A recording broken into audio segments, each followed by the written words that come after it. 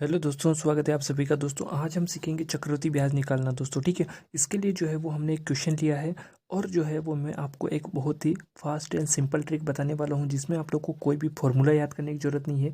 तो आइए सबसे पहले देखते हैं कि 3,200 रुपये का 10% वार्षिक ब्याज की दर से 2 वर्ष का चक्रवृद्धि ब्याज निकालिए दोस्तों। ठीक है, तो आप लोग को जो है वो मूलधन के रूप में यहाँ पे 3,200 रुपये दिए गए हैं और दर जो है वो 10% है। और एक चीज़ जो है आप लोग को चक्रवृद्धि ब्याज में ध्यान रखना है कि यहाँ पे जो ब्याज की गणना है वो वार्षिक हो रही है, 6 माही हो रही है या तिमाही हो रही है। ठीक है, तो यहाँ पे स्पष्ट लिखा हुआ है कि वार्षिक ब्याज की दर, यानी कि आप लोग को जो है वो इसमें कोई भी चेंजेस नहीं करना है कि दर से 2 वर्ष का चक्रवृद्धि ब्याज पूछा है दोस्तों। ठीक है, तो इसके लिए आप लोग को क्या कर देना है कि आपकी जो भी दर है उसमें 100 ऐड कर लो। कितने ऐड कर लो, ये ट्रिक बता रहा हूँ मैं आप लोग को, कोई भी फॉर्मूला रटने की जरूरत नहीं है। तो आपकी जो भी दर है ना, जैसे कि यहाँ पे 10 है तो इसमें जो है वो 100 ऐड कर लीजिए, 100 जोड़ लीजिए।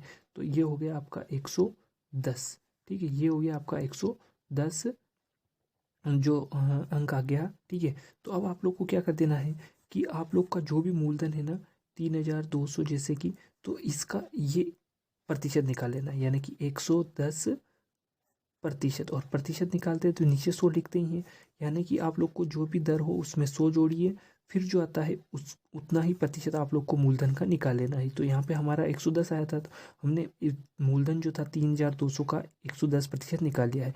फिर वापस कितने साल तक के लिए है, ये 2 साल के लिए है, तो इसी को जो है वो आप लोग अगले साल के लिए भी निकालिए। लेकिन यहाँ पे मूलधन लिखने की जरूरत नहीं है, यहाँ पे 110 और बटे में 100 लिख दीजिए।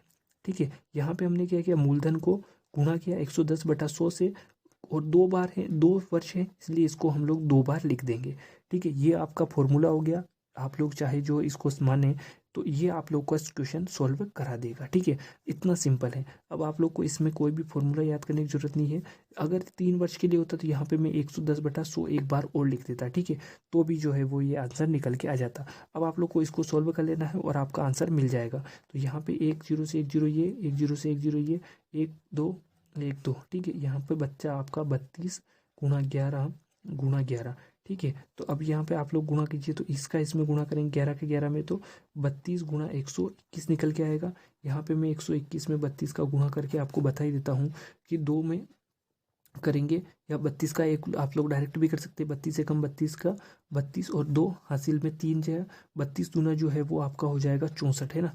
64 में 3 जोड़ेंगे तो क्या हो जाएगा दोस्तों आपका 67, यानी कि 67 हो जाएगा। तो 7 यहाँ पे आ जाएंगे, 6 कैरी में चल जाएंगे, और 32 एकम 32 है ना, और 6 38, यानी कि 3,872 रुपये जो है वो आप लोग को आए। ये दोस्तों मिश्र धन, क्या है दोस्तों, ये मिश्र धन है, यानी कि आप लोग का ब्याज भी है और साथ में ये 3200 रुपये मूलधन भी इसमें जुड़ा हुआ है।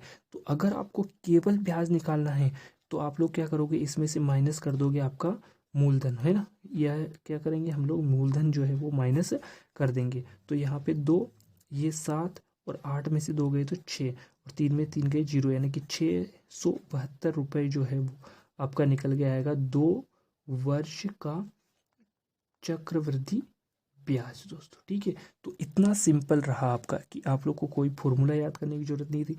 क्वेश्चन से ही सीधा जो कंटेंट उठाना है कि मूलधन को लिखना है, गुणे में जो है वो दर में 100 जोड़ करके और बटे में 100 का भाग लगा देना है, और गुणे का निशान लगा करके जितने वर्ष का है उतनी बार उसका गुणा कर दीजिए, और जो है वो फिर उसको सॉल्व कर लीजिए। तो आपका जो है वो आंसर आसानी से निकल कर आ जाएगा, जैसा कि हमारे इस क्वेश्चन में आया है। तो 2 वर्ष का हो, 3 वर्ष का, 4 वर्ष का, आप लोग आसानी से इस तरीके से निकाल सकते हैं। आप लोग को कोई भी फॉर्मूला जो है वो याद करने की जरूरत नहीं है। और अगर आप लोग को इसमें मिश्रधन पूछता है तो आप लोग डायरेक्ट कर सकते हैं, और अगर केवल ब्याज पूछता है तो जो आपका आंसर आता है उसी में से आप लोग को मूलधन को माइनस कर देना है दोस्तों। ठीक है, तो आज के इस वीडियो में इतना ही, मिलते हैं नेक्स्ट वीडियो।